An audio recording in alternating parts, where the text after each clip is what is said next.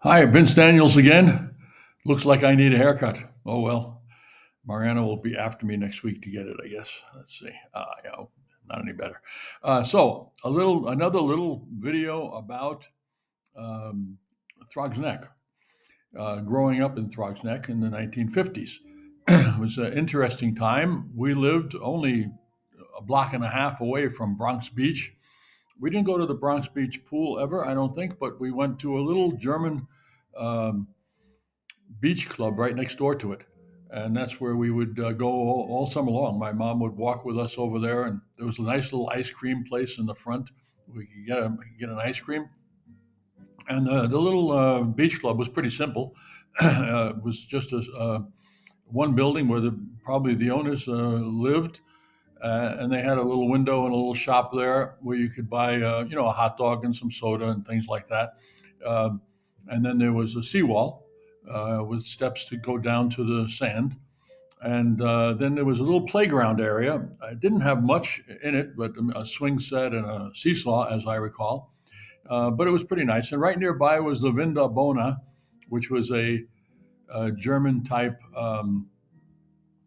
place for events. It had a bar and it had places for weddings and things like that in there. It was pretty cool. Also had, which was exciting, it had a full length shuffleboard, wood table shuffleboard. So my father would go over there occasionally, walk over there and join perhaps a neighbor, Mr. Salambini from next door, who I didn't know very well, and then go over and have a beer. And we went over there to eat a couple of times. So it was really quite a place. So that was, basically where I lived. Next door to me, well, next door, but nearby, the next house away, was the house of the Daniel sons. That was William and his wife, and also my classmate Margaret Danielson and her two brothers, Bill and Jimmy. And next door to her was our rich relative, our rich neighbor rather, and that was the Galinos. And my classmate was Janice Galino, and she had two brothers, and they lived in a beautiful stone house. And the father had a lumber business right next door, running, along the swampy area, where he had all of his lumber stacked and coal and tar and all that kind of stuff. It was a great place to go and rummage around a little bit. So at any rate, that was my screen just went dark. Okay, that was basically what we had, um, nearby. And in some of the pictures you'll see, if I haven't had them already, but we have my grandma Margaret Daniels, um, who I don't remember very well personally because she died when I was very young. But also her sister Lucy, who I remember very well, eventually moved out to California, and Lucy Daniels, and Lucy Hogan, rather. And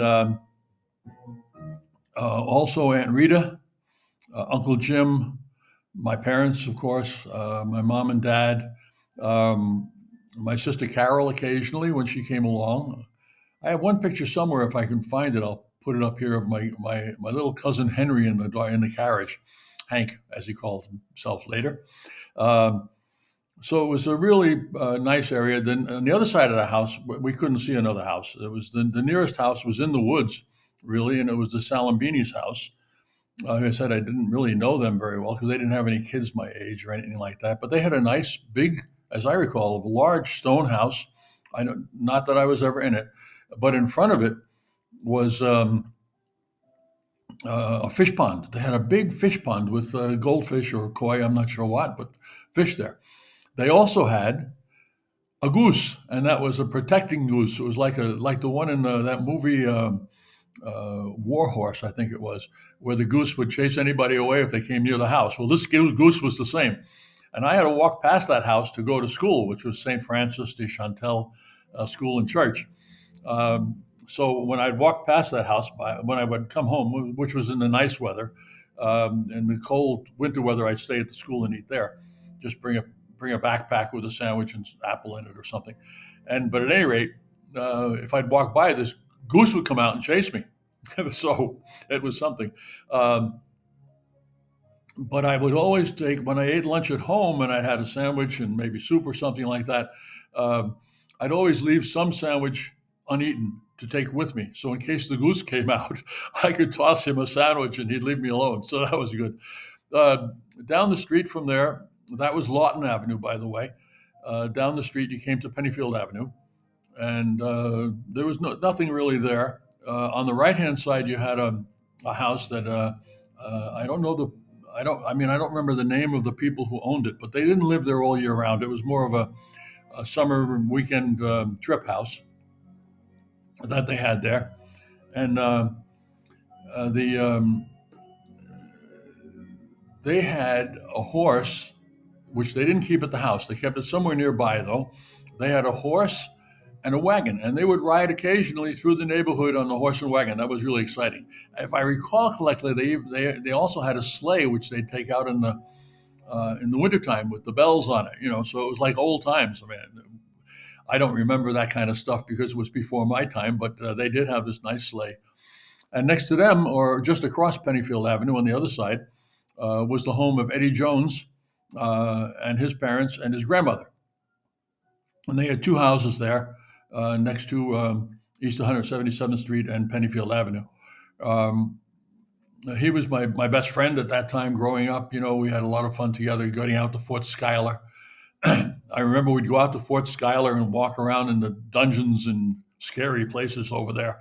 And also, we go to the firing range for the officers, and it was like a sandbank where the targets were in front of it, and the bullets would go into the sandbank. So we'd go in there, and we'd collect the bullets, and we'd bring them home to my house.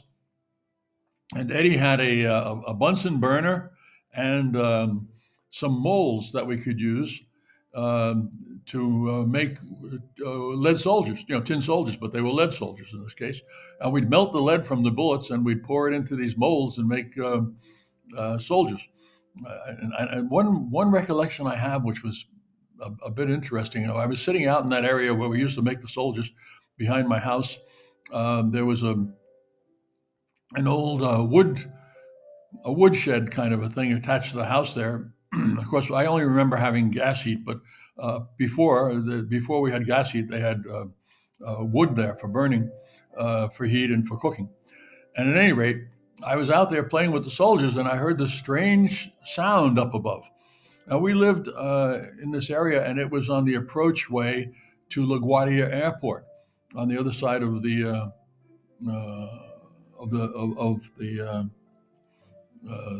river, or it wasn't a river really; it was Long Island Sound, but the other side of it. And they would fly over the house. They weren't very loud. And this one day, I was sitting there and I heard this strange noise, and I looked up. I looked up in the sky and I saw this plane flying over, but it wasn't the usual plane with propellers. I think it was one of the earliest jets taking off from LaGuardia Airport. So it was a jet plane. It was something new back then. That was in the 1950s, I guess.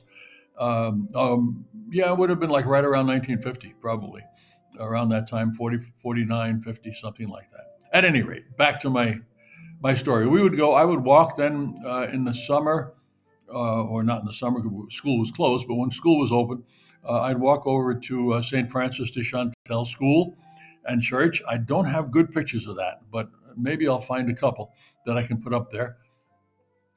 I'll add them to the video later. But at any rate, I'd walk there and carry my lunch with me if it was wintertime and go home if it was summertime.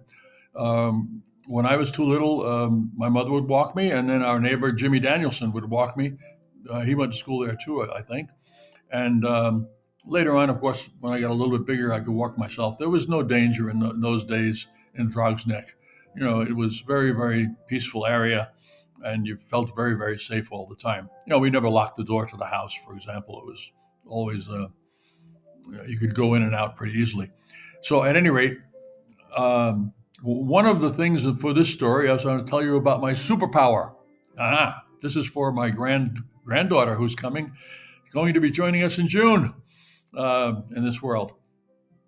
At any rate, my superpower. So I was playing one time in my yard, or around my yard, and some tough guys came by. Call them a gang. There were like 3 or 4 or 5 guys, I don't know. probably from Edgewater, because that's where all the tough guys came from, was Edgewater. So at any rate, they came and they chased me. So I ran. Pause. Okay, so sorry, I just had a phone call from Mariana, so I had to catch that. Uh, she must have dialed again accidentally. At any rate, yeah, so I was at home. I ran into the woods across the street. Of course, we had woods all around, trees. It was a really lush area. I ran into the woods down this little path, and they were chasing me.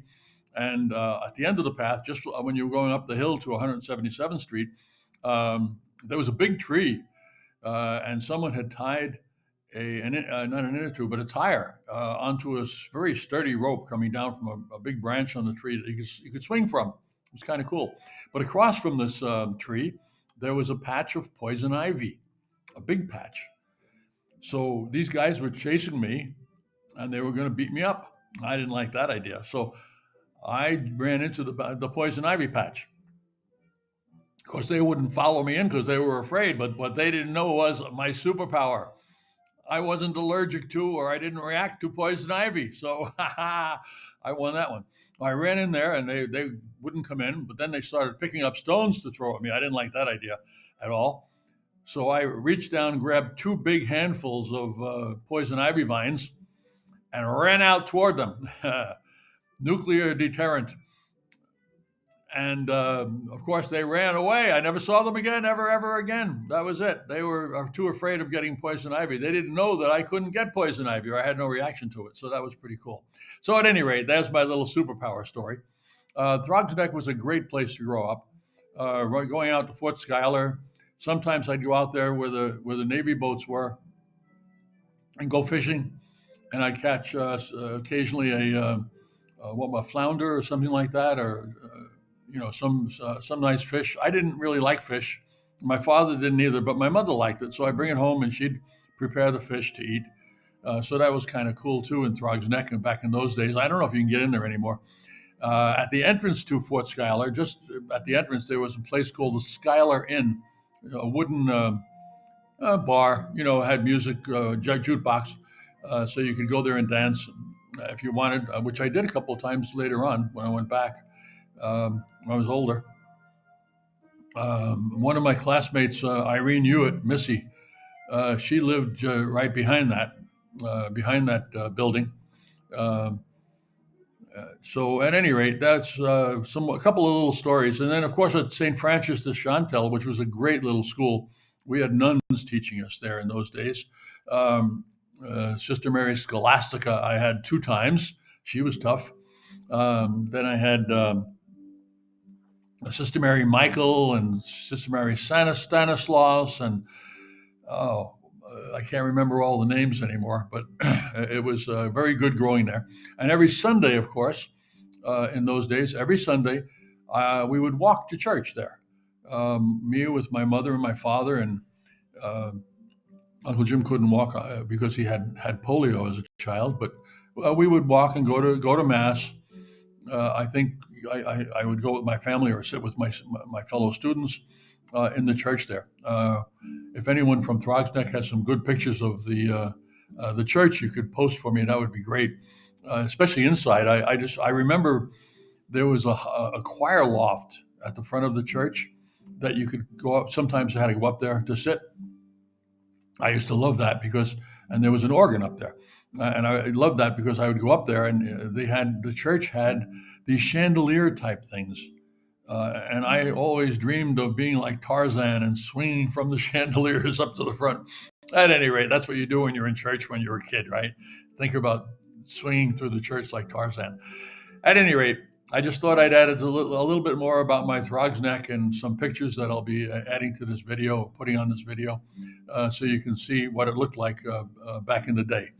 Um, yeah, we received news from my son, Sebastian, that his wife, Carmen, was pregnant, and they are going to welcome a little girl, probably in June. That'll be for us first grandchild. So that will be something else. And these videos I'm making he asked me to write things down that she'd know who we were. So I'm making videos instead. So she's going to see her long-haired grandpa in this video. Enough for now. I don't think I'll make any more videos of my youth, although I have one more I really want to make, which is summers, which is in summer. I always went to visit my grandparents in New Jersey, the Spiso family, and all the family there. And we'd also go for a week or two to Beach Lake, Pennsylvania, which was a wonderful little place to go. So I'll make a little video about that. But the next video I'm going to make is going to be about going into the Army. And then I'll do some about the Army. The first ones are pretty good because I went to school, a lot of schools in the Army.